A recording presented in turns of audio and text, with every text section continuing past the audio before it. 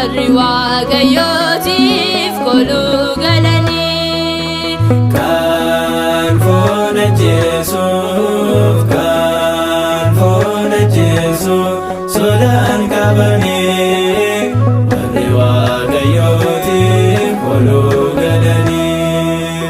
Kan foon ajjeesuuf, kan foon ajjeesuuf sodaan qabanii warri Waaqayyootiif koluu galanii.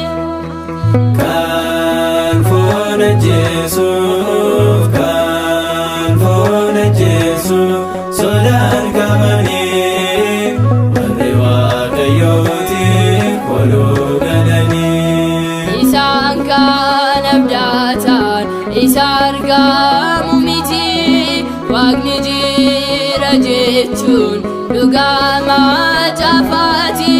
Dhugaa dubbachuudhaan hedduu wareegame, Giyoorgisis dhugaadhaaf baaburaan daakame.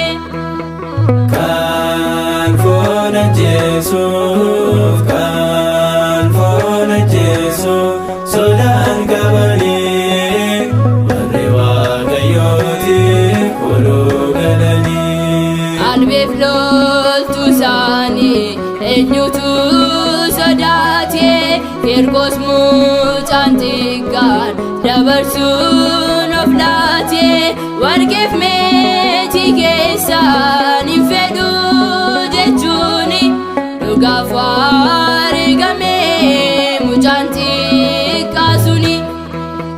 Kan foon ajjeesuuf, kan foon ajjeesuuf sodaan qabanii warri Waaqayyootiif koluu galanii. Ibiddaaf bulluqni boodas nuun deebisu, dhalootni maal jedha yoon nu ukkaamsu.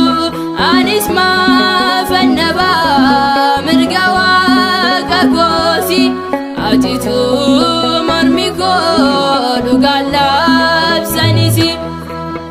Kan